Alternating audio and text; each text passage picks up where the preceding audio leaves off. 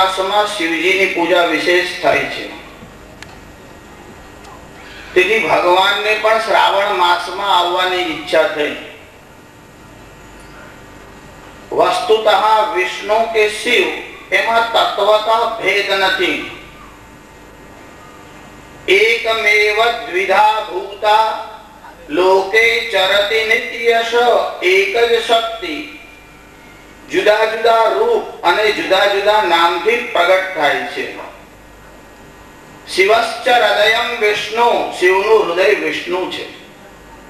અને વિષ્ણુશ્ચ હૃદયં શિવ, વિષ્ણુનું હૃદય શિવ છે.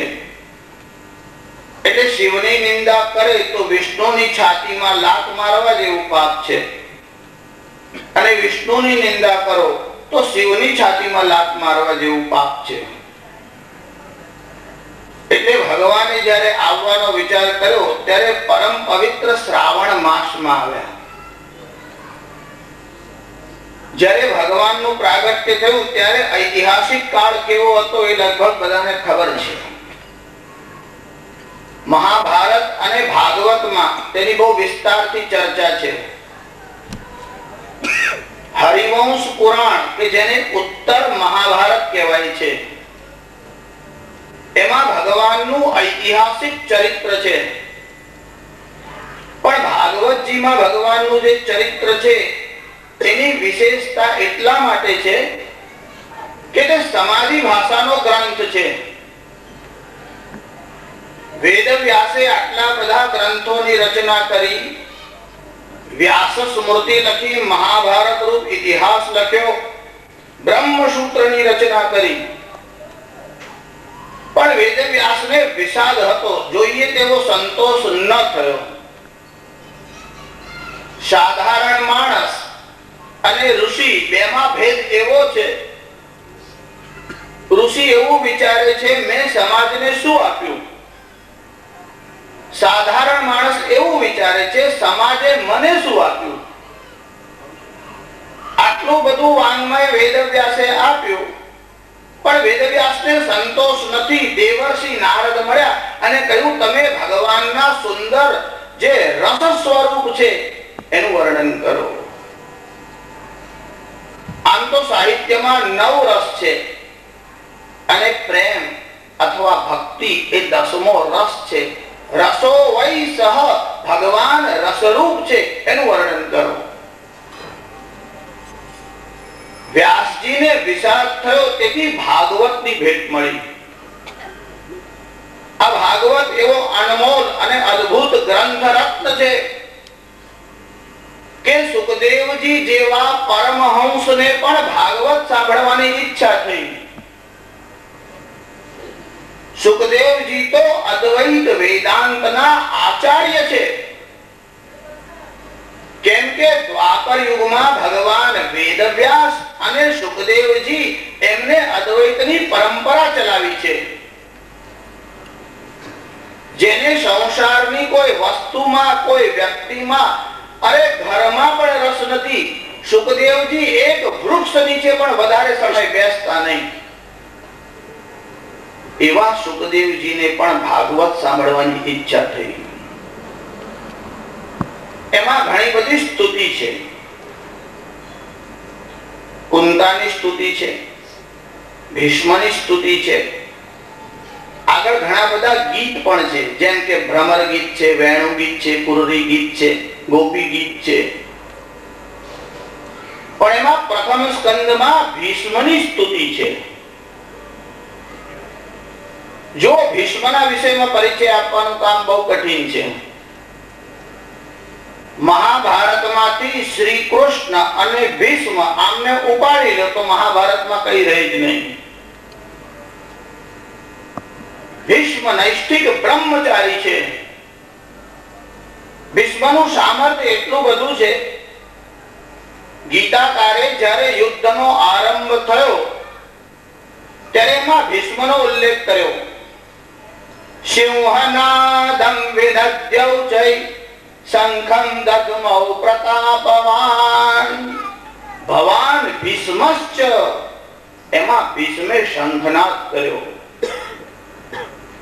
એ પિતામહ ભીષ્મ યુદ્ધ ભૂમિ પર 10 દિવસ સુધી લડ્યા અને જ્યારે બાણ શૈયા પર પડ્યા ત્યારે ભગવાન શ્રી કૃષ્ણની એમને સ્તુતિ કરી.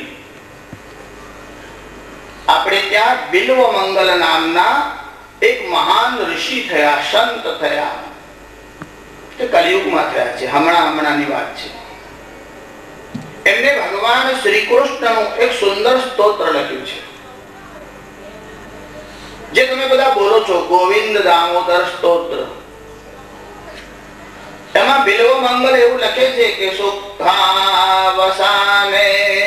દ્વિદમેવ સારમ, દુઃખાવસાને દ્વિદમેવ ગેયમ, દેહાવસાને દ્વિદમેવ જાપ્યમ, ગોવિંદ દામોદર માધવેતિ. સુખાવસાને અર્થાત સુખનો અંત આવે ત્યારે, એટલે દુઃખના સમયમાં. સુખાવસાને ઇદમેવ જાપ્યમ અર્થાત દુઃખની સ્થિતિ હોય ત્યારે પણ ભગવાનના નામોનું સ્મરણ કરવા જેવું છે. દ્રૌપદી પર આપત્તિ આવી અને વસ્ત્રાહરણ માટે દુશાસન તૈયાર થયો ત્યારે દ્રૌપદીએ ભગવાનને આર્ત સ્વરે પુકાર્યા. દુઃખમાં દ્રૌપદીએ સ્તુતિ કરી. દુઃખાવસાને ત્વિદમેવ જ્ઞેયમ.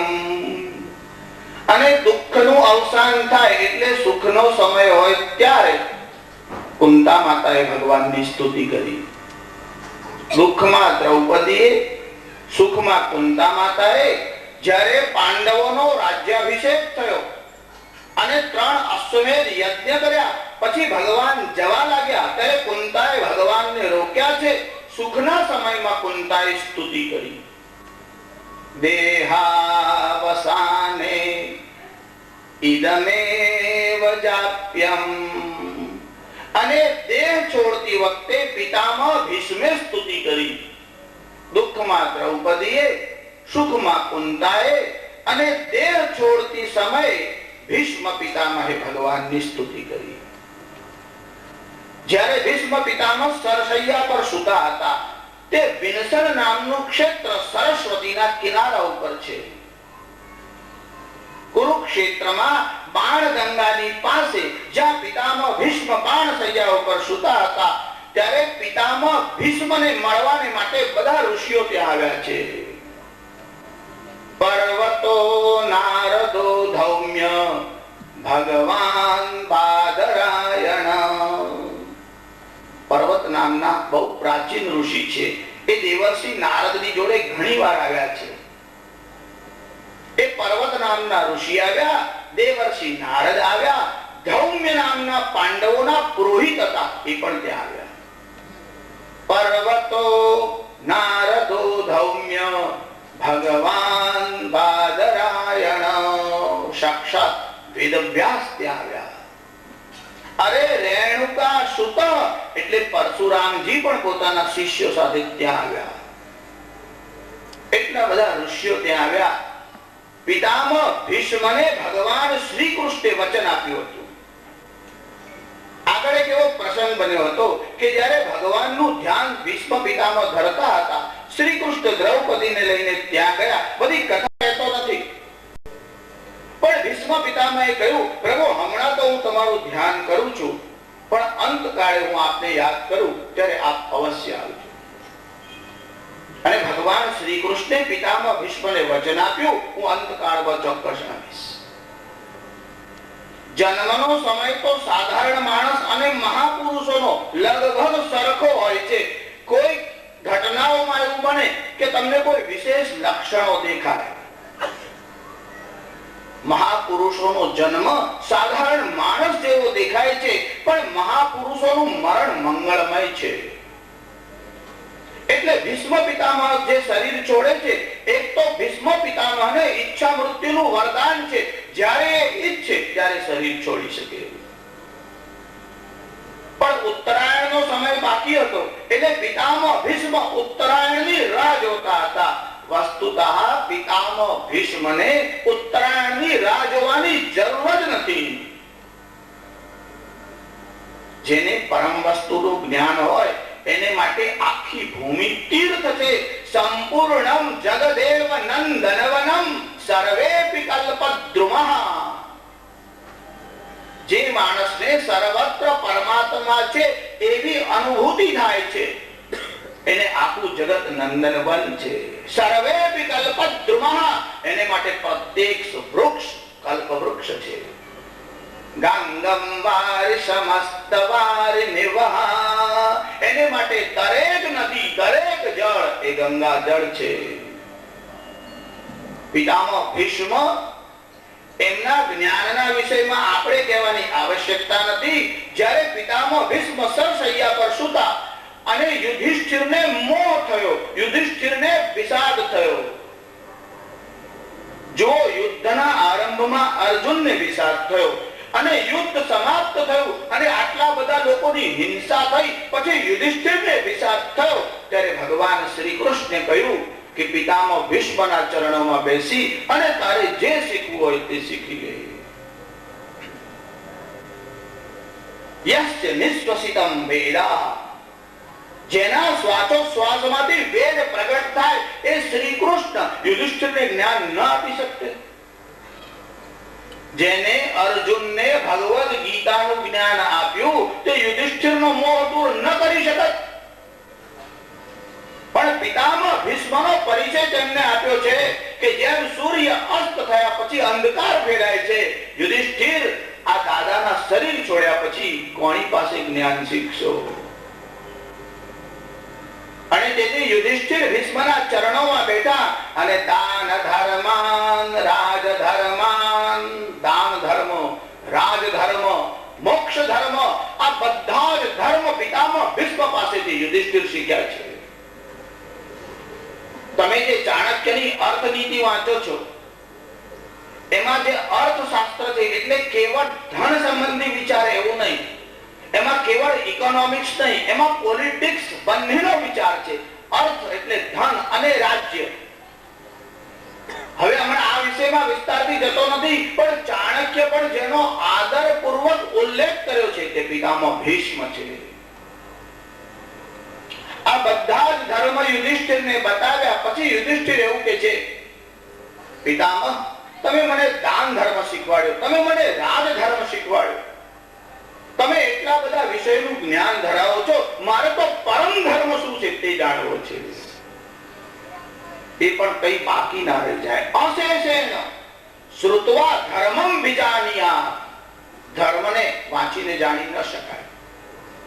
શ્રુત્વા ધર્મમ વિજાનીયાત. ધર્મના રહસ્યને જાણવું હોય તો અધિકારી વક્તા પાસેથી, જેના જીવનમાં અનુભવ છે, જેના ઉપર પરમાત્માનો અનુગ્રહ છે એવા વ્યક્તિ પાસેથી સાંભળો તો ધર્મનું રહસ્ય ખબર પડે. પિતામહ ભીષ્મને યુધિષ્ઠિરે પૂછ્યું કે મારે પરમ ધર્મ શું છે તે જાણવું છે. કિમ જપન મુચ્યતે જંતો. કોનો જપ કરવાથી મોક્ષ થાય તે જાણવું છે. કોણ જપવા યોગ્ય છે? સ્તુવંત કંકમર્ચંત પ્રાપ્નોર્માનવા શુભમ. જેનાથી માનવ માત્રનું કલ્યાણ થાય અને પરમ સત્યને જાણી શકાય, મોક્ષની પ્રાપ્તિ થાય એવો પરમ ધર્મ કયો છે? એના ઉત્તરમાં પિતામહ ભીષ્મે વિષ્ણુ સહસ્ર નામ કહ્યું છે.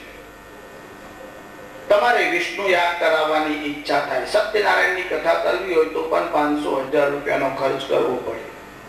યાદ કરવો હોય તો વધારે ખર્ચ થાય. વિષ્ણુ યાદ કરવો હોય તો બહુ ખર્ચ થાય. પણ કોઈ ગરીબ માણસ છે, એને વિષ્ણુ યાદ કરવો છે પણ વિષ્ણુ યાદ કરવાનું સામર્થ્ય નથી, જો એ વિષ્ણુ સહસ્ર નામના 15,000 જપ કરે તો વિષ્ણુ યાદના જેવું પુણ્ય મળે છે.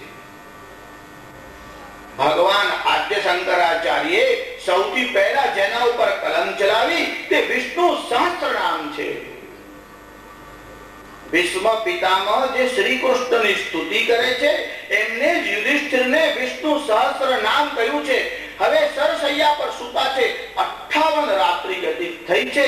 વિંધન ક્ષેત્ર છે, બાણગંગાની પાસે સરસ્વતીના તટ પર. સરસ્વતી એ જ્ઞાનની અધિષ્ઠાત્રી દેવી છે. જ્ઞાન વિહીન સર્વમતેન મુક્તિ ન ભજતિ જન્મ સતેન.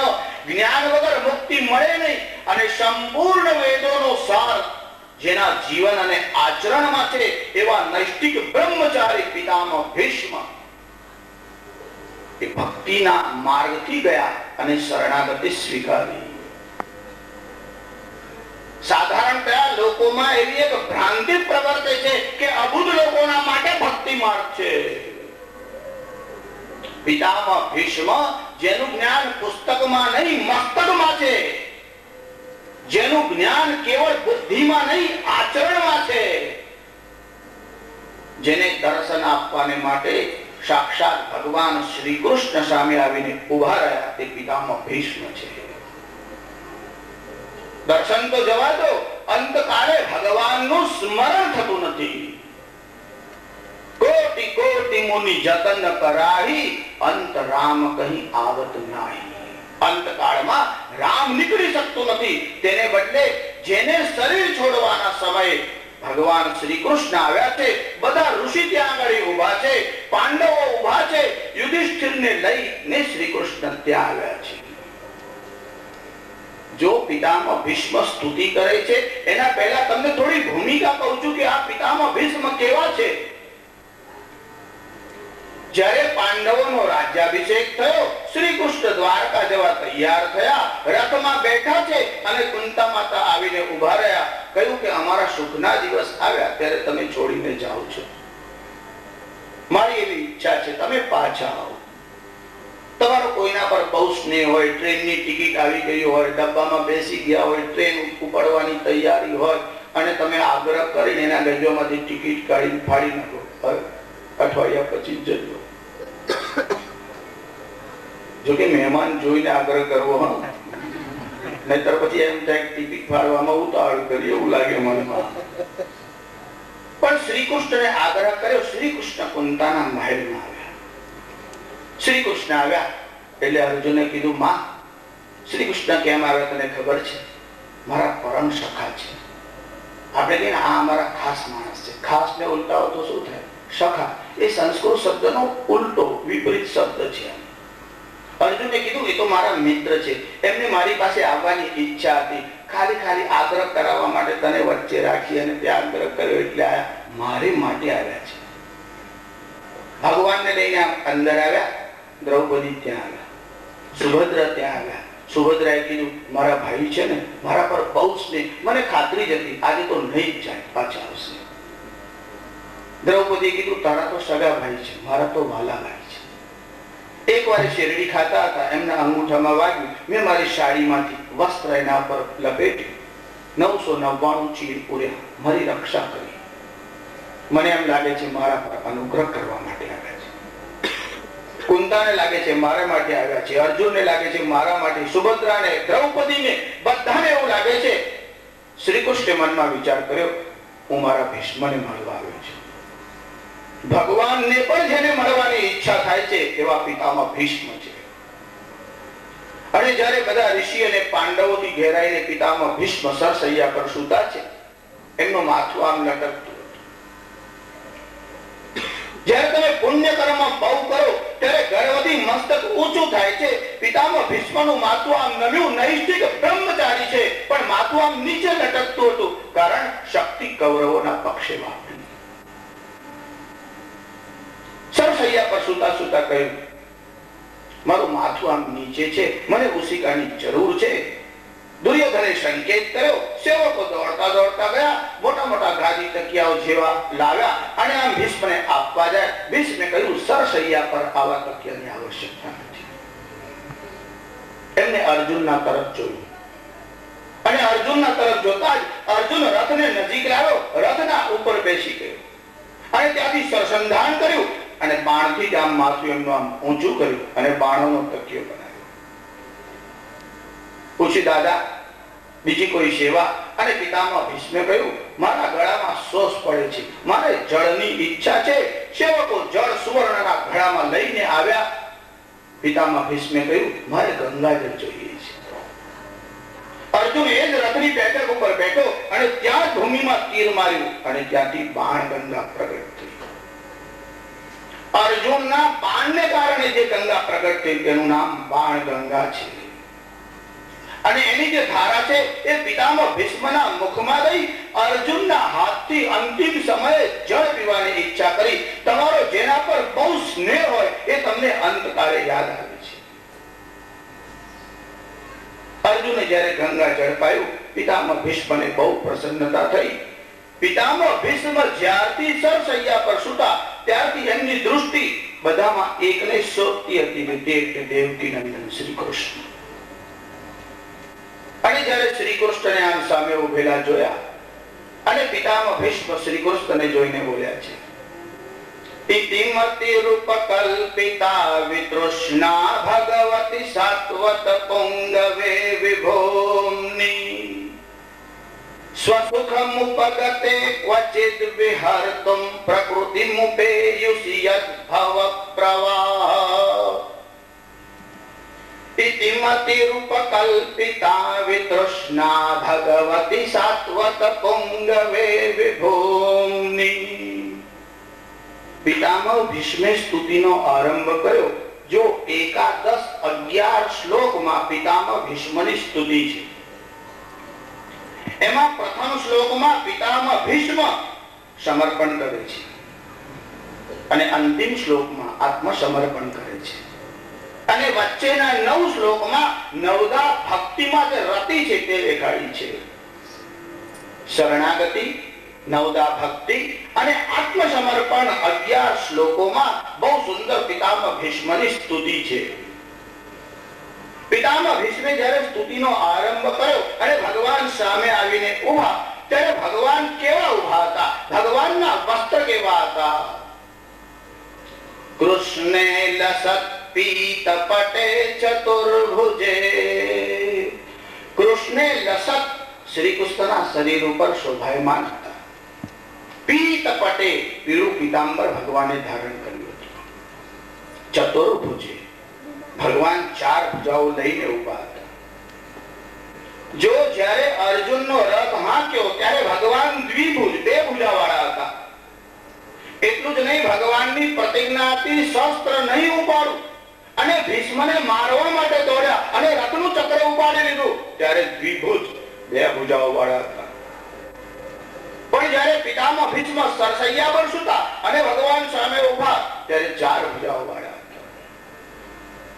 ભગવાન મારવા આવે ત્યારે 2 ભુજાથી કામ લે છે. ભગવાન તારવા આવે ત્યારે 4 ભુજાઓથી કામ લે છે. અને ભગવાન ધર્મની સંસ્થાપના કરવા માટે આવે ત્યારે સહસ્ર દીર્ઘા પુરુષા સહસ્રાક્ષ સહસ્રપાદ, હજારો હાથ અને હજારો ભુજાઓ અને હજારો મસ્તિષ્ક વાળા થઈને આવે છે.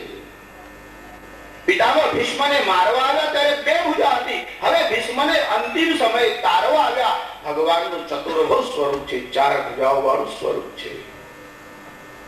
ભગવાનના 4 હાથમાં 4 આયુધ છે. અહીંયા તો ભગવાન શ્રી કૃષ્ણના રૂપમાં આવ્યા છે. કૃષ્ણાવતારનો આ પ્રસંગ છે. અને ભગવાનને જોઈ અને પિતામહ ભીષ્મ બોલ્યા, ઇતિમતિ રૂપ કલ્પિતા. જો આરંભ થાય ને ત્યારે અથ હોય અને પૂર્ણ થાય ત્યારે ઇતિ આવે. અહીંયા તો સ્તુતિનો આરંભ કરે છે અને બોલે છે ઇતિ. અહીંયા ઇતિ શબ્દ છે એ પિતામહ ભીષ્મ એટલા માટે બોલ્યા છે, મને અંત સમયે, મારા અંત સમયે, કેમ કે હવે આ શરીર છોડવાનો સમય આવ્યો છે. ઇતિ એટલે હવે આ શરીર છોડવાનો સમય છે, ત્યારે ભગવાન આવ્યા છે. ઇતિમતિ રૂપ કલ્પિતા વિતૃષ્ણા ભગવતી સાત્વત પુંગવે વિભોમ્ની. મતિ શબ્દનો અર્થ થાય છે બુદ્ધિ. એના પ્રાધાન્ય કામ 3 છે: થિંકિંગ, ફીલિંગ એન્ડ વિલિંગ. એક તો વિચાર શક્તિ, બીજું લાગણી અને ત્રીજું ઈચ્છા. આ 3 મૂળ વસ્તુઓ બુદ્ધિના આ 3 કામ છે. જેની પાસે આટલું બધું બુદ્ધિનું સામર્થ્ય છે એ પિતામહ ભીષ્મના મનમાં વિચાર આવ્યો કે ભગવાને વચન પાળ્યું અને અંત સમયે આવ્યા. હવે ભગવાન જો મારી સામે આવીને ઉભા છે તો મારે ભગવાનને ભેટ શું આપવી? ત્યારે પિતામહ ભીષ્મ વિચાર કર્યો, બીજી કોઈ વસ્તુઓની ભેટ આપવાથી શું, ભગવાનને શું ગમે છે? કેમ કે ભગવાન પોતે ગીતામાં અર્જુનને એવું કહે છે, મય્યેવ મનાધત્સ્વ મયી બુદ્ધિમ નિવેશય. હે અર્જુન, આ મન અને બુદ્ધિ છે તે મને આપી મળી. અને ભગવાનને ભેટ આપતા હોય ત્યારે તો વિશેષ કરીને ઈચ્છા રાખે છે.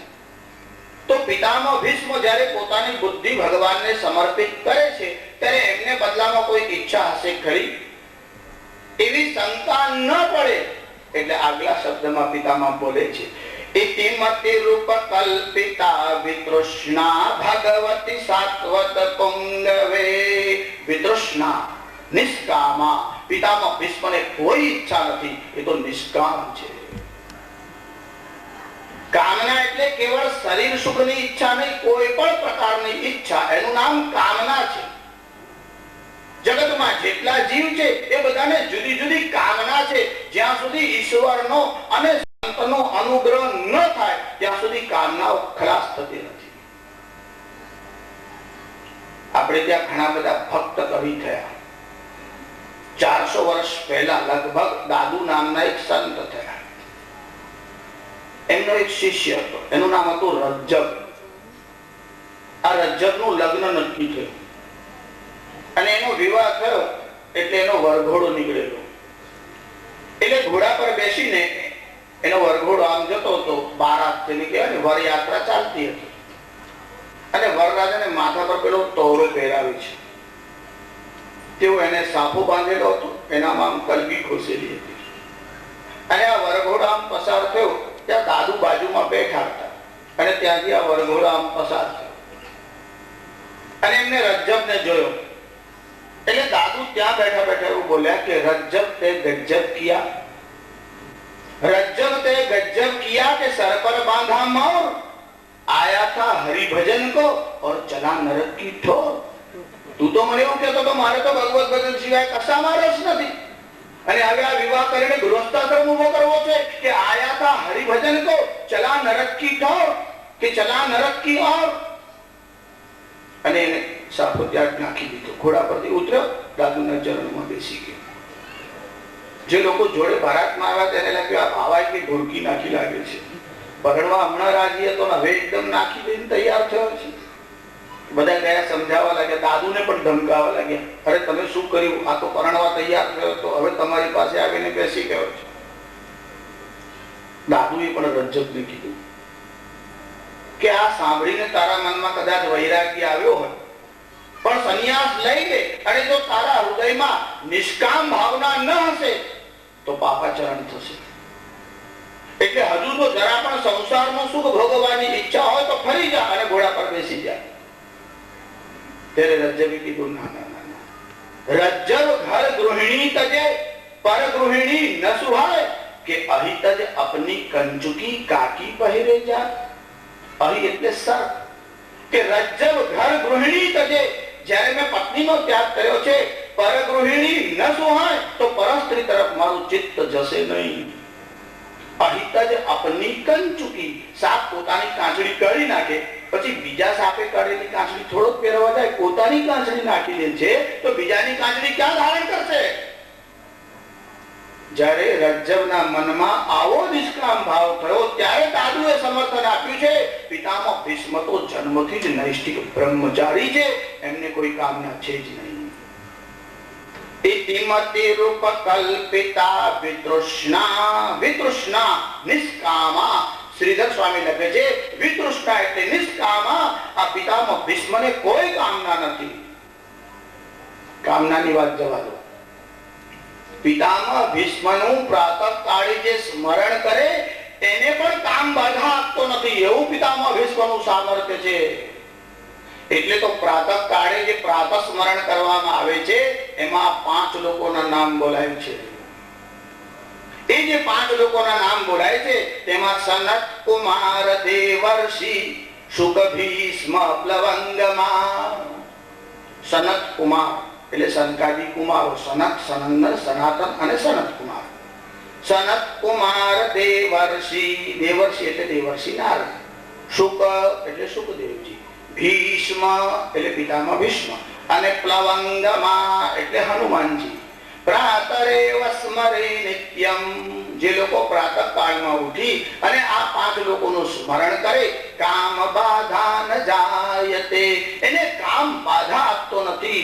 જેનું સ્મરણ કરવાથી કામ બાધા ના આપે એનામાં કઈ કામ ના હોય.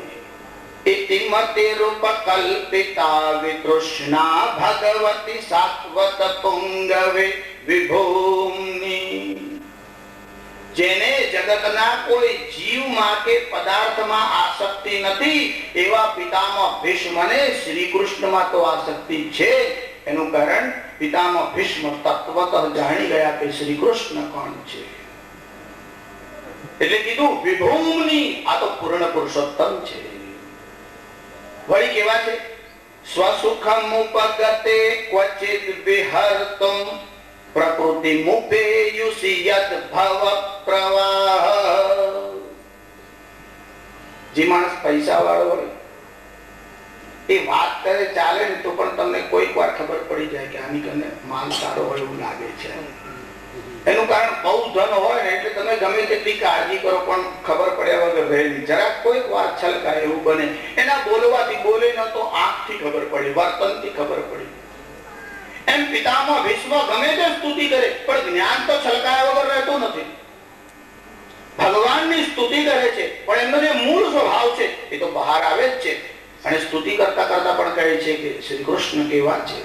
સ્વસુખમ ઉપગતે ક્વચિદ વિહર્તુમ, એ તો પરબ્રહ્મ પરમાત્મા છે અને તેથી સ્વસુખ મુપગતે નિજાનંદમાં મસ્ત છે. એમનો આનંદ કોઈના ઉપર ડિપેન્ડ નથી. જ્યાં સુધી તમારું સુખ, તમારો આનંદ બીજા ઉપર ડિપેન્ડ છે ત્યાં સુધી એને સંપૂર્ણ આનંદ કહેવાય નહીં. શ્રી કૃષ્ણ કેવા છે? સ્વસુખમ ઉપગતે ક્વચિત વિહર્તુમ. જો એ પરબ્રહ્મ પરમાત્મા છે તો અહીંયા કેવી રીતે આવી ગયા એનો ખુલાસો કરે છે. ક્વચિત વિહર્તુમ, એમને ક્યારે વિહાર કરવાની ઈચ્છા થાય છે. પણ જે નિર્ગુણ છે, જે નિરાકાર છે, જે સર્વવ્યાપ્ત છે એનો વિહાર કેવી રીતે થાય? આકાશ અહીંથી ત્યાં જઈ ન શકે, દડો અહીંયાથી ત્યાં જઈ શકે. જે વસ્તુ સર્વવ્યાપ્ત હોય એની ગતિ કેવી રીતે થાય? એટલે પહેલા તો કહે છે ક્વચિત વિહર્તુમ, એ ક્યારેક વિહાર કરે છે. પણ કદાચ કોઈ વેદાંતી હોય અને એના મનમાં સંદેહ થાય કે કેવી રીતે વિહાર કર્યો, એટલે પિતામહ ભીષ્મ બીજા શબ્દમાં તરત સમાધાન કર્યું. ક્વચિદ વિહર્તુમ પ્રકૃતિ મુપેયુષી યદ ભવ પ્રવાહ. પ્રકૃતિ મુપેયુષી, જ્યારે એમને વિહાર કરવાની ઈચ્છા થાય ત્યારે પ્રકૃતિને અપનાવી લે છે. ત્યારે પોતાની માયા છે એનો આશ્રય લે છે અને જેવું ચાહે તેવું મત્સ્ય કૂર્મ ઋષિ વરા જેવું ચાહે તેવું રૂપ ધારણ કરે છે. ભગવાન ક્યારેક પોતાની પ્રકૃતિને અપનાવી લે છે, માયાનો આશ્રય લે છે અને સ્વરૂપને ધારણ કરે છે. ત્યારે શું થાય છે? યદ ભવ પ્રવાહ. ભવ એટલે સંસાર અને ભવ પ્રવાહ. ત્યારે આ સૃષ્ટિનું સર્જન થાય છે, ઉત્પત્તિ થાય છે, સ્થિતિ થાય છે અને લય થાય છે. પણ યદ ભવ પ્રવાહ, આ સંસારનો પ્રવાહ ચાલુ થાય છે. એનું કારણ જે નિત્યતા છે તે બે પ્રકારની છે. એક સાપેક્ષ નિત્યતા એટલે જેને રિલેટિવ કહેવાય તે. એક સાપેક્ષ નિત્યતા છે અને બીજી પ્રવાહ નિત્યતા છે. પ્રવાહ નિત્યતા એટલે શું? તમે જ્યારે કોઈ દીપને આમ બળતો જુઓ, એની જે જ્યોત દેખાય એ તમને એવું લાગે છે કે આ જ્યોત 10 મિનિટથી 15 મિનિટથી ચાલે છે, પણ પ્રતિક્ષણ જ્યોત નવી નવી હોય છે. જેમ ગંગાના પ્રવાહમાં તમે આંગળી બોળીને કાઢો અને ફરી બોળો ત્યારે ગંગામાં બોળી ભલે કહેવાય, પણ એનું એ જળ ત્યાં રહ્યું નથી, એ વહી ગયું છે. એટલે એમાં નિત્યતાનો ભાસ સતત પ્રવાહને લીધે થાય છે. એવું આ જગત સતત પ્રવાહને કારણે તમને નિત્ય હોય એવું લાગે છે. યદ ભવ પ્રવાહ. પછી કહે છે કે શ્રી કૃષ્ણ કેવા છે? ત્રિભુવન કમનમ કમાલ વર્ણમ રવિકર ગૌરવરાંબરં દધાને વપુરલ કપુલા વૃતાનનાબ્જં વિજય સખેરતિરસ્તુ મેન વદ્યા. ત્રિભુવન એટલે ઇન ધીસ થ્રી વર્લ્ડ. ઉપર, મધ્ય અને નીચે. આ ત્રણે ત્રણ જગતમાં જેના કરતા કોઈ કમનીય એટલે મોસ્ટ ડિઝાયરેબલ નથી એવા ભગવાન શ્રી કૃષ્ણ છે. ત્રિભુવન કમનમ તમાલ વર્ણમ રવિકર ગૌરવરાંબરં દધાને. તમાલ વર્ણમ, ભગવાનનો વર્ણ કેવો છે? તમાલ વૃક્ષના જેવો છે. એટલે બ્લુઇશ લાઈક એ તમાલ ટ્રી. ભગવાન તમાલ વૃક્ષના જેવા છે. જો તમે ઘણીવાર ભજનમાં ગાઓ છો ને કાળો છે, કામણગારો છે, એટલે ભગવાન કાળા એટલે કેવા? પલસા જેવા છે. એટલે તમારા મનમાં શું કલ્પના આવે કે કાળા એટલે ભેંસ જેવા છે? ભગવાનનો રંગ કાળો જે છે તે કેવો છે? ઘન નીરદ સંકાસા કૃતકલી કલ્મસનાસા નારાયણ નારાયણ જય ગોવિંદ હરે. ઘન નીરદ, નીરન દદાતી, જે નીરને આપે છે તે એટલે વાદળ. એટલે ઘણા વાદળ હોય ત્યારે એનો રંગ કેવો હોય? એવો ભગવાનનો રંગ છે. એનું કારણ જગતમાં ચાર જ રંગના જીવ હોય છે. મનુષ્ય જે છે એમાં તમને બધાના રંગ જુદા જુદા દેખાય, પણ એમાં પ્રાધાન્ય રંગ ચાર જ કહેવાય. જેમ વૃક્ષના પાંદડા લીલા છે, પછી લીલાશમાં થોડો થોડો ફેર હોય, પણ કહેવાય બધા લીલા. એવા મનુષ્યમાં ચાર વર્ણ છે. એક ગૌર વર્ણનો માણસ, એક શ્યામ એટલે કાળા રંગનો માણસ હોય, એટલે એક ગોરો હોય, બીજો કાળો. ગૌર વર્ણનો હોય અને શરીર જો પુષ્ટ હોય તો રક્ત લાલીમાં દેખાય. ચહેરા પર આપણે પિંક કલર છે, લાલ લાલ દેખાય છે. કોઈએ ઉપરથી પણ કરામત કરી હોય, પણ કોઈનું નેચરલ પણ હોઈ શકે, સ્વાભાવિક એવું. એટલે ગુલાબી રંગનો માણસ હોય. અને સ્કિન ફેર હોય પણ શરીરમાં બહુ લોહી ન હોય, અથવા કોઈનો સ્વભાવ એવો હોય, કાં તો શરીર બહુ પુરુષ હોય તો શરીર થોડું ફીકું એટલે પીળાશ પડતું દેખાય. એટલે પીળાશ પડતું યલો, પિંક એટલે જરા ગુલાબી ચહેરા વાળો, શ્યામ અને ગૌર, આવા ચાર જ રંગના માણસ હોય. તમે કોઈ દિવસ ભૂરા રંગ વાળો માણસ જોયો? એવું ના હોય. એનું કારણ એવું છે કે જે ભૂરો રંગ છે તે અનંતનું પ્રતીક છે. જે જે વસ્તુ અનંત હોય એનો રંગ ભૂરો હોય. એટલે નીલા આકાશ, આકાશનો રંગ કેવો છે? બ્લુ છે. વસ્તુતઃ આકાશનો રંગ નથી, પણ અનંત છે માટે લીલો દેખાય, ત્યારે નીલો રંગ દેખાય છે, બ્લુ રંગ દેખાય છે. એવી રીતે મહાસાગર છે એનો રંગ ભૂરો છે. તમે એવું કહેશો શાસ્ત્રીજી રેડ સી છે, બ્લેક સી છે. ઓશનની વાત કરું છું. સી એટલે સમુદ્ર, જેને કિનારા હોય તેને રંગ હોઈ શકે, એ લાલ હોય, કાળા હોય. પણ જેને ઓશન કહેવાય, જેમ કે એટલાન્ટિક ઓશન, પેસિફિક ઓશન, જે મહાસાગર છે એનો રંગ ભૂરો હોય, એમ ભગવાન શ્રી કૃષ્ણનો રંગ કેવો છે? બ્લુ છે. કેમ કે અનંત છે. એટલે પિતામહ ભીષ્મ કહે છે ત્રિભુવન કમનમ તમાલ વર્ણમ રવિકર ગૌરવરાંબરં દધાને. જો કોઈ વાર તમારા પાસે બહુ પાંડિત્ય હોય, બહુ તમે બુદ્ધિમાન હો, કાં તો ભાષાનો શબ્દોનો ભંડોળ બહુ હો, પછી તમે કોઈને પત્ર લખો ને ત્યારે એમાં તમારું થોડું પાંડિત્ય દેખાડો, એટલે પેલા લાગે કે હા શું વિશેષણો વાપરે છે, કેટલું લાંબુ લાંબુ લખ્યું છે. વેદવ્યાસની દૃષ્ટિ જેના ઉપર પડે ને તે વિદ્વાન થઈ જાય. એટલે વેદવ્યાસે કેવું લખ્યું છે તો આપણે બોલીએ એ જ બહુ છે, એમ સમજાય તો જયારે એમની કૃપા થાય ત્યારે. હવે એમને એવું લખ્યું હતું કે ભગવાને પીતાંબર પહેર્યું છે, 4 અક્ષરમાં પીતાંબર એવું થઈ જાય. પછી એમને 10 અક્ષર લખ્યા, રવિકર ગૌરવરાંબરં. શું કામ આટલું લાંબુ લાંબુ લખ્યું છે? એનું કારણ જે પીળો રંગ હોય છે ને એ 3 પ્રકારનો હોય છે. સાત્વિક લોકો જે પહેરે તે જુદું, રાજસી લોકો પહેરે તે જુદું, અને તામસી લોકો પહેરે તે જુદું.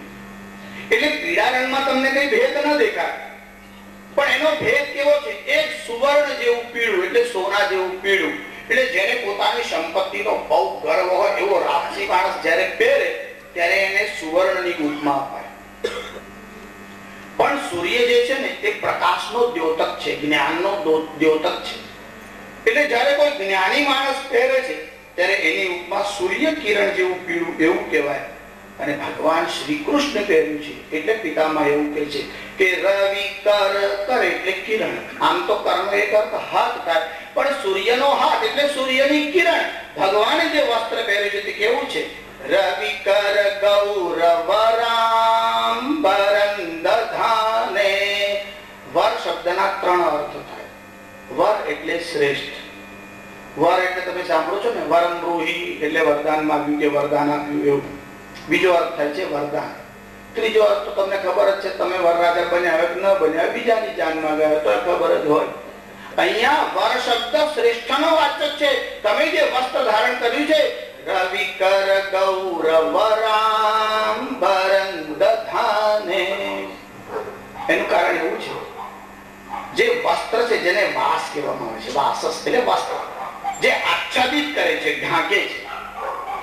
જો સોનું પણ ઢાંકે અને સોના જેવું વસ્ત્ર હોય તો પણ ઢાંકે, પણ સૂર્યની કિરણનો રંગ પીળો હોય છે પણ એ ઢાંકતું નથી, પ્રકાશિત કરે છે.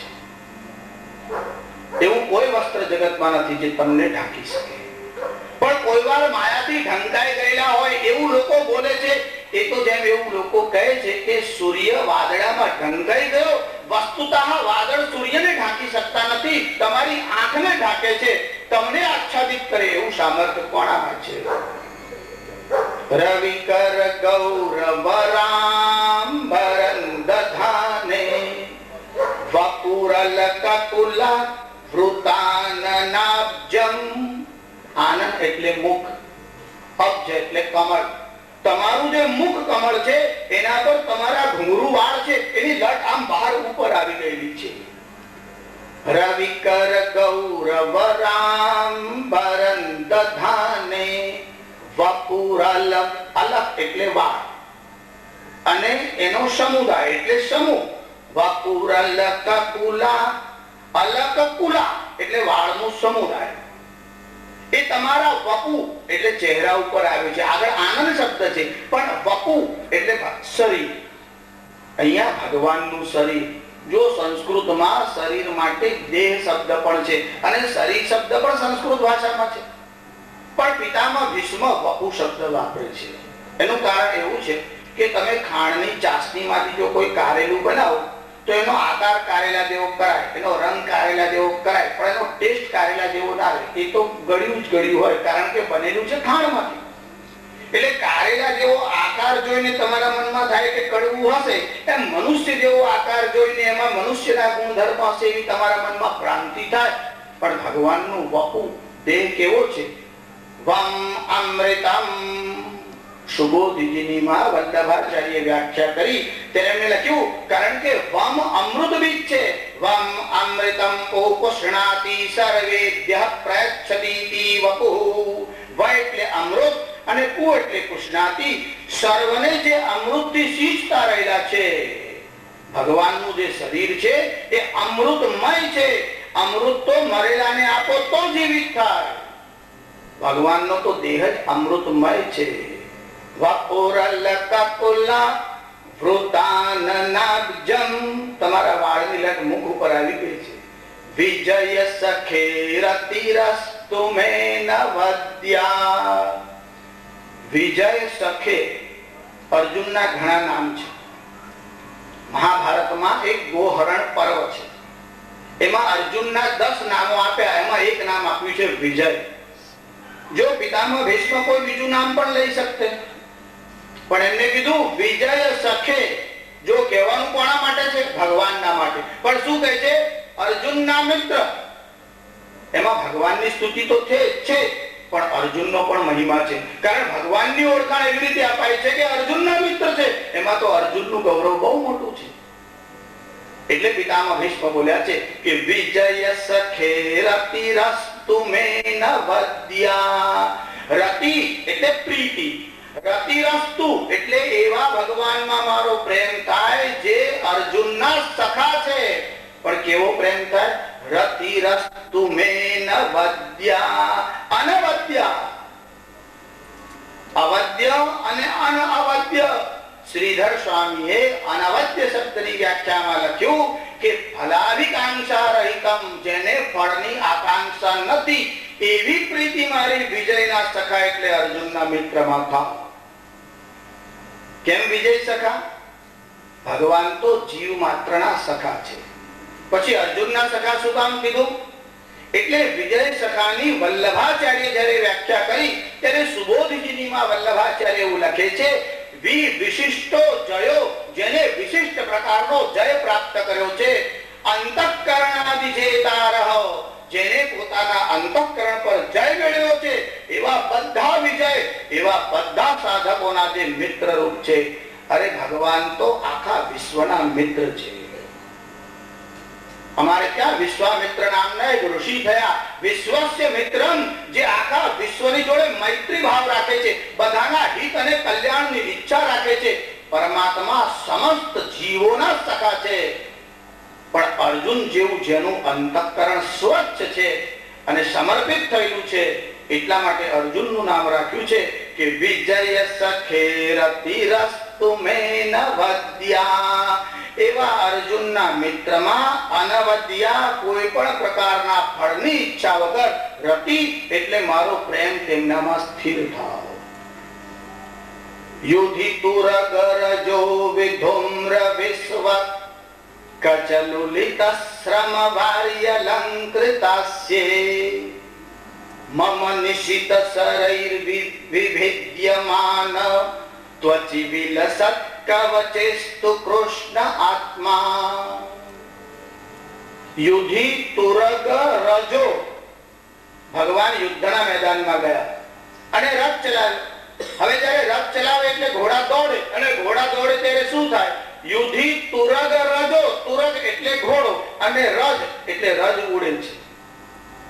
જો યુદ્ધમાં જયારે આ ઘોડાઓ દોડાવ્યા અને ઘોડાના ચાલવાથી જે રજ ઉડી એ ભગવાનના વાળ ઉપર લાગી. જો બે વાર ભગવાન રજ એટલે ધૂળથી ખરડાયા. ભારતીય લોકોની એટલે સનાતન ધર્મમાં શ્રદ્ધા રાખવા વાળાઓની આ માન્યતા છે કે વ્રજરાજ એ માટી નથી, તુલસી એ ઝાડ નથી, મૂર્તિ એ પથ્થર નથી. ચિંતા મણિપુની ઉપલ દશાનન, રાવણના સંવાદમાં અંગદા બોલ્યો છે કે ગાય એ પશુ નથી, તુલસી એ ઝાડ નથી, વ્રજરાજ એ માટી નથી. એટલે ભગવાને જયારે માટી ખાધી અને ગોપ બાળકો યશોદાને ફરિયાદ કરી કે શ્રી કૃષ્ણે માટી ખાધી, એટલે યશોદાજી ત્યાં આવ્યા અને શ્રી કૃષ્ણને પૂછ્યું કે માટી ખાધી છે? ભગવાને ના પાડી. આગળ એવો પ્રસંગ આવે છે કે ભગવાન ક્યારે અસત્ય બોલ્યા જ નથી. વસ્તુતઃ બ્રહ્મરજ, એમાંનો પહેલો શબ્દ છે પ્ર અને છેલ્લો શબ્દ છે જ. એ બ્રહ્મની રજ જ્યાં પડી છે તે બ્રહ્મરજ, એના આદિ અંત શબ્દોથી વ્રજ શબ્દ બન્યો છે. એટલે ભગવાન વ્રજમાં આવ્યા છે.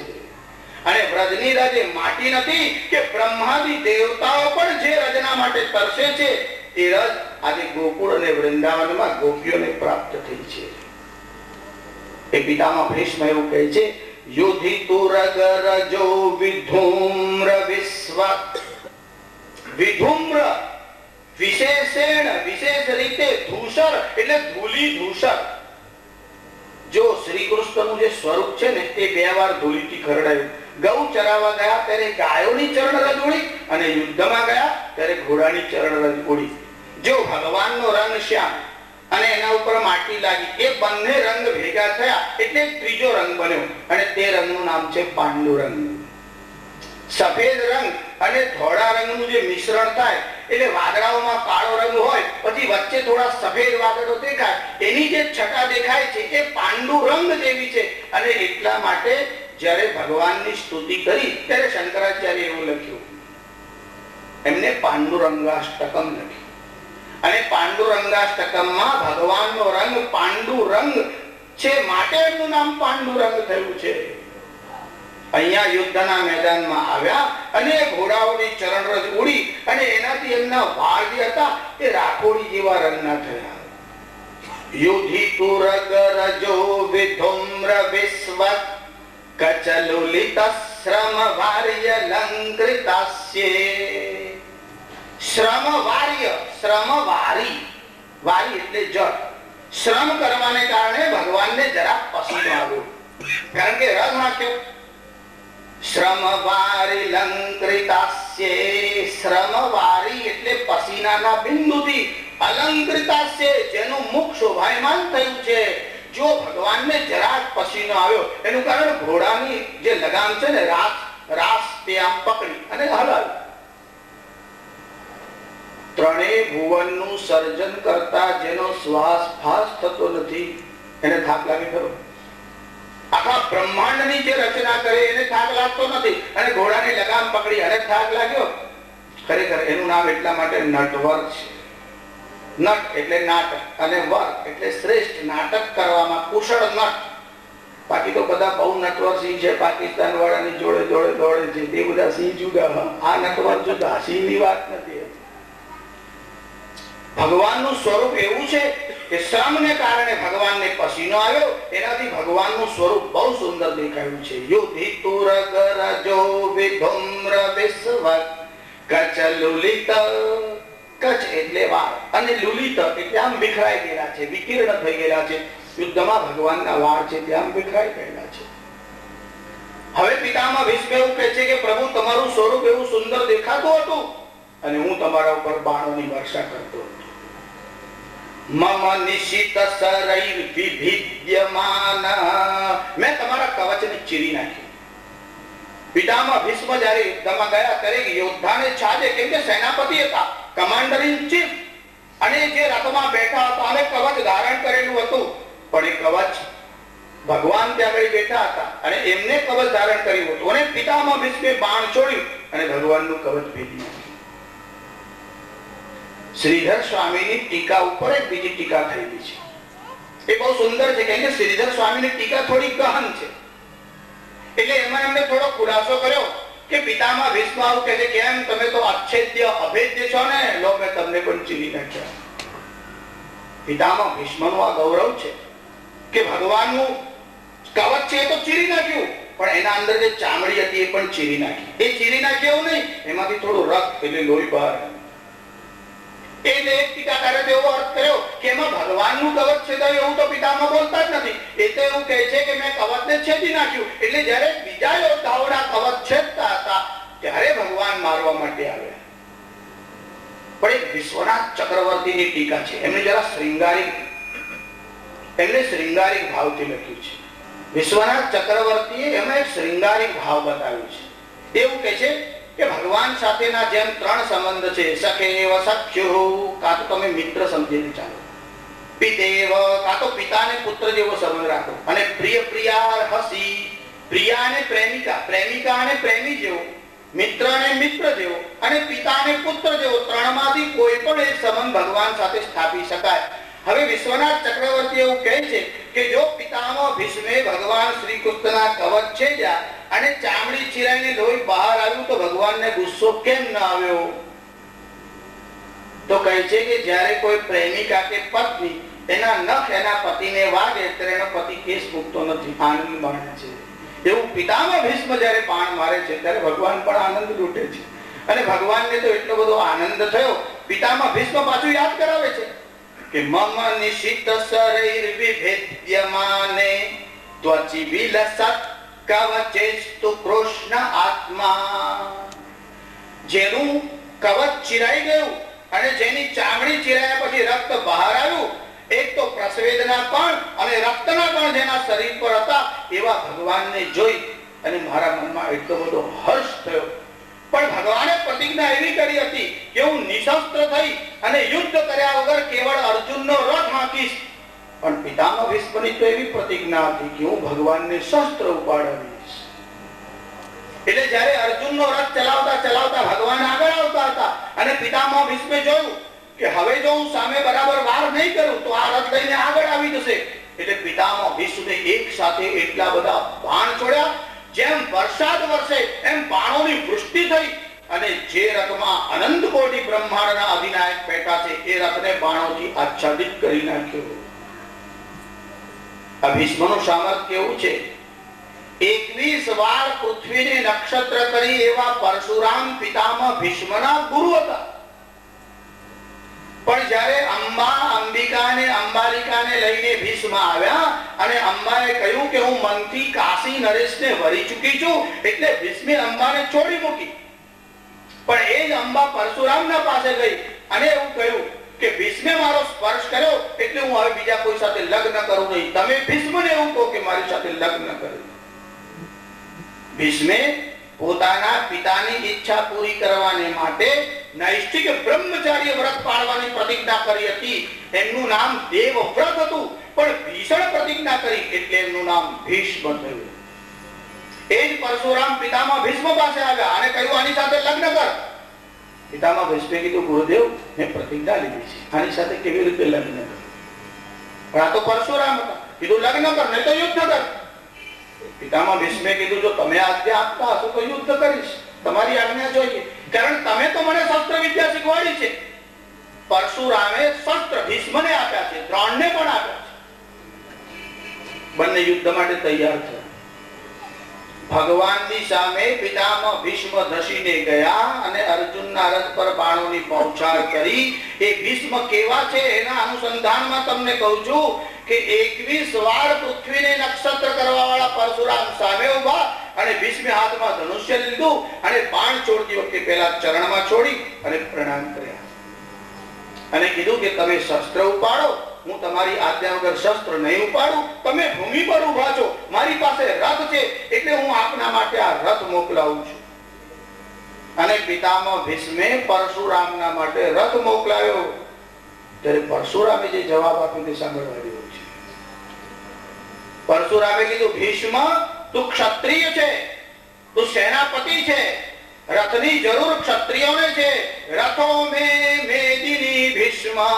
ઓ ભીષ્મ બ્રાહ્મણ છું, આ પૃથ્વી મારો રથ છે. રથો મે મેદિની ભીષ્મ વાહા વેદા સદસ્વવત. તું ક્ષત્રિય છે એટલે ઘોડાઓની જરૂર છે. આ 4 વેદ એ મારા 4 અશ્વ એટલે ઘોડાઓ છે. રથો મે મેદિની ભીષ્મ વાહા વેદા સદસ્વવત. માતરિશ્વ એટલે આ વાયુ છે એ મારો સારથી છે. સુતશ્ચ સુત એટલે જે સારથીનું કામ કરે છે તે. અને પરશુરામ તો ઉઘાડા શરીરે ઉભા હતા, ભીષ્મ તો કવચ પહેરીને ઉભા હતા. એટલે મનમાં વિચાર થયો કે ગુરુએ તો કવચ પણ ધારણ કર્યું નથી. અને પરશુરામે કહ્યું કવચ વેદ માતર. વેદ માતા ગાયત્રી મારું કવચ છે. જ્યારથી બ્રાહ્મણોએ ગાયત્રીનો જપ છોડ્યો ત્યારથી બ્રાહ્મણોના અધઃપતનનો આરંભ થયો. જેની પાસે ગાયત્રી રૂપી સૈન્ય છે, ગાયત્રી સર્વ સૈન્યાનામ વેદો ખડગ ધનુર્ધર. જેની પાસે વેદ રૂપી ખડગ છે એ બ્રાહ્મણ ગમે ત્યાં ગર્જના કરીને પહોંચી શકે. એટલે તો બાણ સૈયા પર સુતેલા ભીષ્મે જ્યારે યુધિષ્ઠિરને ત્યાં આવતા જોયા અને પાંડવો એમની સાથે ઉભા હતા ત્યારે પિતામહ ભીષ્મે યુધિષ્ઠિરને કહ્યું હે યુધિષ્ઠિર, મારી આ પુત્રવધુ એટલે કુંતા જ્યારથી તમારા પિતાનું નિધન થયું ત્યારથી બહુ દુઃખ ભોગવે છે. તો કવતી હવે જેના પુત્ર મોટા થઈ ગયા છે એવી આ કુંતા હજુ પણ દુઃખ ભોગવે છે. તમારા પર એટલા બધા અત્યાચાર કૌરવોએ કર્યા પણ તમારી રક્ષા થઈ. એનું મૂળ કારણ શું હતું? વિપ્રા ધર્માચ્યુતાશ્રય. જે આ 3 નો આશ્રય કરે એનો હંમેશા વિજય થાય છે. ગમે તેટલા સંઘર્ષ આવે પણ વિપ્રા ધર્માચ્યુતાશ્રય. તમે વિપ્ર કહેતા વેદના વિદ્વાન બ્રાહ્મણનો આશ્રય લીધો. તમે ધૌમ્ય નામના મુનિની પાસે ગયા અને બ્રાહ્મણ પાસે જાઓ એટલે તમને ધર્મ તરફ પ્રેરશે. બ્રાહ્મણનો આશ્રય લીધો. વિપ્રા ધર્મ એટલે તમારી ધર્મમાં રુચિ થઈ, તમે ધર્મના પત્તી ચૂક્યા નહીં અને ધર્મમાં તમારી પ્રીતિ થઈ. એટલે અચ્યુત ભગવાનનું એક નામ અચ્યુત છે. ચ્યુત એટલે ડગાયમાન, ચ્યુત એટલે સ્થિર નહીં તેવું અને અચ્યુત એટલે સ્થિર. તમે બ્રાહ્મણનો આશ્રય લીધો એટલે ધર્મમાં પ્રીતિ થઈ અને ધર્મમાં પ્રીતિ થઈ એટલે તમારા પર અચ્યુત ભગવાનની કૃપા થઈ. વિપ્રા ધર્માચ્યુતાશ્રય. જેને 21 વાર પૃથ્વીને નક્ષત્ર કરી એવા પરશુરામ સામે ભીષ્મનો વિજય થયો. અને પરશુરામે કહ્યું મેં 21 વાર પૃથ્વીને નક્ષત્ર કરી છે. ત્યારે પિતામહ ભીષ્મે કહ્યું ન તદા જાતવાન ભીષ્મ. ત્યારે તમારા શિષ્ય જેવો કોઈ ક્ષત્રિય હતો નહીં. એટલા માટે એ જ પિતામહ ભીષ્મે અર્જુનની સામે રથોની બૌછાર વર્ષા કરી દીધી અને પિતામહ ભીષ્મ અંદર બેઠા હતા. એમને જોયું કે હવે વિલંબ થાય તો દાદા અનર્થ કરશે. એનું કારણ જ્યારે પિતામહ ભીષ્મ 9 દિવસ સુધી લડ્યા ત્યારે કેવળ પાયદળ મળ્યું, એક પણ સેનાપતિને માર્યો નહીં. દુર્યોધને જઈને પૂછ્યા કરી, દાદા તમે શસ્ત્રો તો બહુ ચલાવો છો પણ પાંડવોનો કોઈ સેનાપતિ કે પાંડવ તો જતા નથી. ભીષ્મે કીધું સારું, આવતીકાલે હું કોઈને એકને સેનાપતિને પાડીશ. પિતામહ ભીષ્મ બોલે એટલે એમની પ્રતિજ્ઞા કેવી હોય. એટલે યુદ્ધના સમય પછી વિશ્રામ હોય ત્યારે સાયંકાળનો સમય હતો. ત્યારે સાયંકાળે ભગવાન શ્રી કૃષ્ણ દ્રૌપદીને ઉઠાડે છે. મધ્યરાત્રિના સમયે દ્રૌપદીને લઈને આવે છે અને પિતામહ ભીષ્મની છાવણીમાં જાય છે. પિતામહ ભીષ્મની પાસે આવી અને દ્રૌપદી આમ પ્રણામ કર્યા. ખણકાર થયો ચૂડી અને પાયલનો. પિતામહ ભીષ્મ ધ્યાનમાં બેઠા. એમના મનમાં થયું દુર્યોધનની પત્ની ભાનુમતી આવી છે. પિતામહ ભીષ્મે આશીર્વાદ આપ્યો, સૌભાગ્યમસ્તુ. એટલે દ્રૌપદી કીધું, દાદા આપનો આશીર્વાદ મળશે ને. એટલે અવાજ સાંભળ્યો કે આ તો દ્રૌપદીનો અવાજ છે.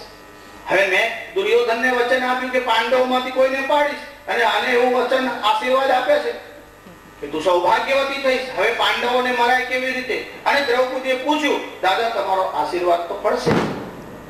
એટલે પિતામહ ભીષ્મે કીધું, તું શ્રી કૃષ્ણની સાથે આવી છે. કારણ ખબર હતી બીજું કોઈ આ કામ કરે. એટલે તરત જ બહાર આવ્યા. અને બહાર આવ્યા એટલે પેલો ચોકીદાર ઉભો તેને પૂછ્યું, આની જોડે કોઈ આવ્યું તું? કે આ કોઈ આવ્યું તું ખરું. મેં એને અંદર ના આવતી દીધા, બહાર કાઢી મૂક્યો. પિતામહ ભીષ્મે કીધું, એટલે ચોકીદાર છે તો સમ્રાટ થઈ જાય. યુદ્ધ નીતિ ભગવાન શ્રી કૃષ્ણે આચરીને પણ દેખાડી છે. પણ સર્વ વિશ્વના હિત માટે જે આચરવામાં આવે છે તેનું નામ સત્ય છે. જ્યારે દ્રૌપદીને લઈ અને શ્રી કૃષ્ણ માર્ગમાં ચાલતા હતા, શિબિરની નજીક આવ્યા એટલે દ્રૌપદીને કીધું, હવે આ ચપ્પલ પાદત્રાણ કાઢી નાખો. અને પાદત્રાણ કર્યા એટલે ભગવાન ઉપાડવા ગયા. એટલે દ્રૌપદીએ ના પાડી, પ્રભુ તમે આ શું કરો છો? કીધું, અવાજ તો કોઈ જાગી જશે, કોઈને ખબર પડશે હું જોડે આવ્યો છું. જો રાષ્ટ્રની રક્ષા થતા હોય તો નાનામાં નાનું કામ કરવા માટે પણ શ્રી કૃષ્ણ તૈયાર છે. કારણ ધર્મની સંસ્થાપના માટે આવેલા છે. અને ત્યારે પિતામહ ભીષ્મ એમનું જ ધ્યાન ધરતા હતા અને શ્રી કૃષ્ણને પાસે માગ્યું કે મારો અંતિમ સમય નજીક આવે ત્યારે તમે દર્શન આપવા આવશો. અને શ્રી કૃષ્ણે હા પાડી. અને હતા ત્યારે પિતામહ ભીષ્મ આવી રીતનું બોલ્યા છે કે પ્રભુ તમારો સ્વભાવ કેવો છે? સ્વનિગમમપહાય મત પ્રતિજ્ઞા મૃતમ અધિકાર્તુમ અવપ્લુતો રથસ્થ ધૃતરથ ચરણાભ્યય ચલદ ગુર હરિરિવહન્તુ મિભં ગતોત્તરીય. સ્વનિગમમ અપહાય, પોતાની પ્રતિજ્ઞા તમે છોડી દીધી. કારણ તમે તો એવી પ્રતિજ્ઞા કરી હતી, હું શસ્ત્ર ધારણ નહીં કરું. પણ જ્યારે દાદાએ બાણોની બૌછાર કરી એટલે એક વાર તો ઘોડાઓને હાંકવાનું ચાબુક હતું તે લઈને શ્રી કૃષ્ણ ઉતર્યા અને પિતામહ ભીષ્મની તરફ ગયા. અને ફરીવાર જ્યારે રથને આમ ઉભો રાખ્યો ત્યારે શું કર્યું? રથમાંથી કૂદ્યા. સ્વનિગમમ અપહાય મત પ્રતિજ્ઞા મૃતમ અધિકાર્તુમ અવપ્લુતો રથસ્થ. તમે રથમાંથી ઉતર્યા નહીં, અવપ્લુતો રથસ્થ, તમે રથમાંથી કૂદ્યા. તમે પોતાની પ્રતિજ્ઞા તોડી પણ ભક્તની પ્રતિજ્ઞાને જાળવી. મેં પ્રતિજ્ઞા લીધી હતી કે તમને શસ્ત્ર ઉઠાવવા મજબૂર કરીશ અને ભગવાન નીચે ઉતર્યા. સુદર્શન ચક્ર નથી ઉપાડ્યું. ત્યાં કોઈ ભાગેલો રથ હતો, એ રથનું ચક્ર હતું, તે ભગવાને ઉપાડ્યું. નિધૃત રથ ચરણાભ્યય ચલદ ગુર હરિરિવહન્તુ મિભં. હરિરિવ લાઈક એ લાયન, જેમ સિંહ હાથીના તરફ તરાપ મારે એમ ભગવાન શ્રી કૃષ્ણે રથનું ચક્ર ઉપાડ્યું અને સભાના મધ્ય નહીં યુદ્ધ ભૂમિમાં બોલ્યા છે કે તોડતા હું આજ મેં અપને વચન. ભગવાને પોતાની પ્રતિજ્ઞા તોડી નાખી कि तोड़ता हूं आज मैं अपने वचन, शस्त्र के संयस्त्र के सब उपकरण, धर्म रक्षा, सत्य रक्षा, राष्ट्र रक्षा के लिए कर रहा हूं आज लो आयुध ग्रहण.